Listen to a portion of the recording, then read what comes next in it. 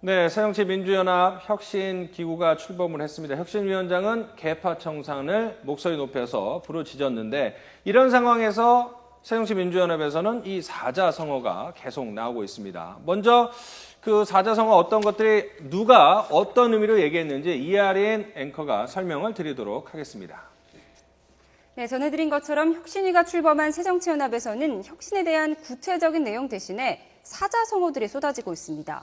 최근 새정치연합이 강조한 사자성어들 자세히 살펴보겠습니다.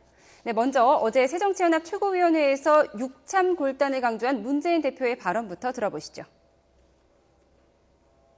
저 자신부터 기득권을 내려놓고 육참 골단의 각오로 임하겠습니다.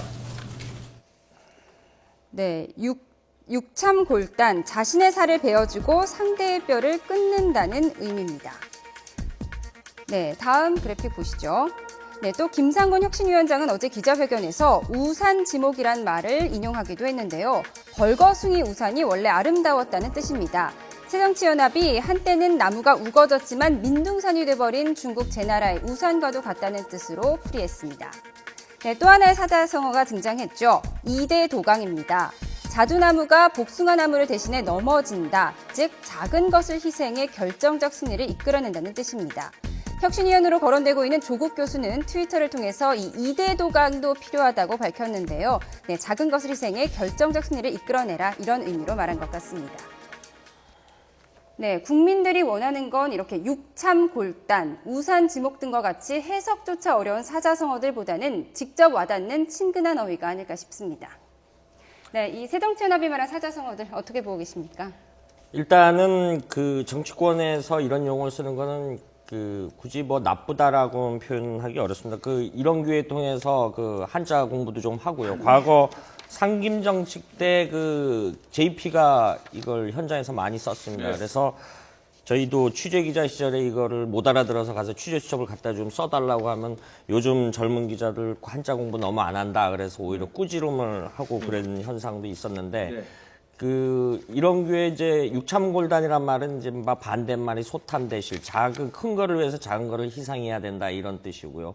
그 다음에 이대도감이랑 같은 말이고, 미야모토 일본의 전설적인 김주환 기자, 일단 육참골단 문재인 대표가 어떤 의미로 이야기를 했는지부터 설명을 일단은 해주시죠. 기본적으로 문재인 대표 입장에서는 큰 틀에서 이번 혁신이 그러니까 성공을 하기 위해서는 그 개파 간의 작은 이익 같은 거를 버려야 된다. 그래서 자기 살점을 도려낼 정도면 얼마나 고통스럽겠습니까? 그런 각오로 이번 혁신위가 성공해야 된다, 이런 마음가짐을 문 대표의 이제 심정의 일단을 볼 수 있는 단어겠죠. 그러니까 누군가는 뭐 손해를 보거나 피해도 볼 수 있지만은 거국적인 차원에서는 양보를 하고 뼈를 깎는 심정, 살을 내는 심정으로 이 혁신위의 혁신안을 받아들이자, 뭐 이런 얘기인 것 같고요. 그렇다면 김상곤 위원장이 얘기한 우산 지목은 또 어떤 의미로?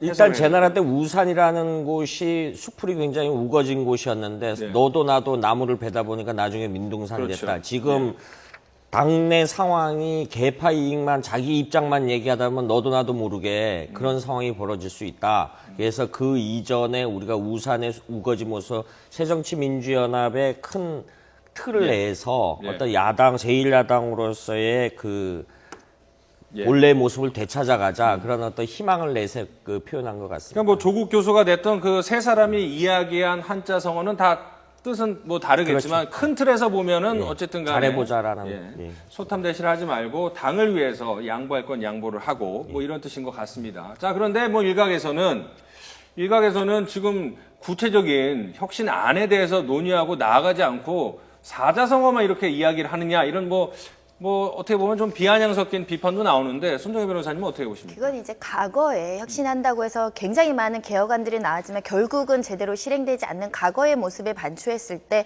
미래도 사실은 조금 미약하지 않겠느냐라는 의심 섞인 부분인데요.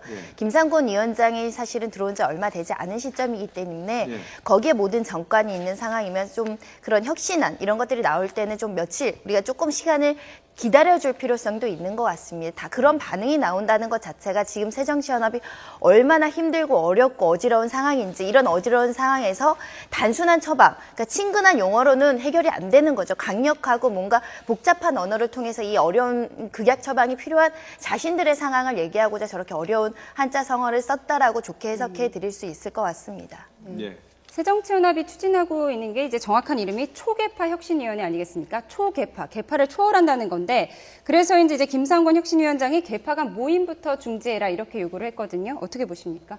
일단 개파 간 모임은 지금 디지털 시대에서는 사실은 외형적으로는 안 하죠. 그런데 이심전심으로 자기와 정치적 의견이 맞는 당내 인사들끼리 의견 교환을 하고 이런 일들이 벌어지는데, 왜 이 새정치연합 내의 개파 문제가 자꾸 불거지냐면, 오래전부터 그 뿌리를 보면은 열린우리당 시절에 대표가 한 10번 이상 바뀌다 보면은 비서실 직원도 10번 이상 바뀌어요. 그 대변인실도 바뀌어요. 저게 야당의 고질적인 병폐였거든요. 영폐였고, 그러니까 여기 어떤 정치적 충원이 제대로 안 이루어지는 게 저쪽 야당의 뿌리로부터 시작했는데, 그것이 이제 우리가 일괄해서 개파라고 나타납니다. 소위 말해서 네 사람을 씹는 거죠. 대의원이나 당원들을 네 사람씩 해서 당의 본인의 그 정치적 힘을 넓혀가는 그런 현상들이 벌어졌는데, 그걸 이번에 이제 깨서 이제 하나로 나아가자라는 게 이제 김상곤 위원장의 호소 같습니다. 이 새정치민주연합 입장에서는 두 차례 정권을 새누리당, 옛 한나라당으로 보내지 않았습니까? 그런 상황에서 이제 총선 1년, 대선 2년 앞두고서는 아직도 이 수권 정당의 모습을 보여주지 못하고 개파 청산이라는 구시대적인 용어들이 계속 난무한다는 것은 이 새정치민주연합 측에서는 분명히 좀 반성을 해야 되지 않을까, 뭐 이런 생각도 듭니다.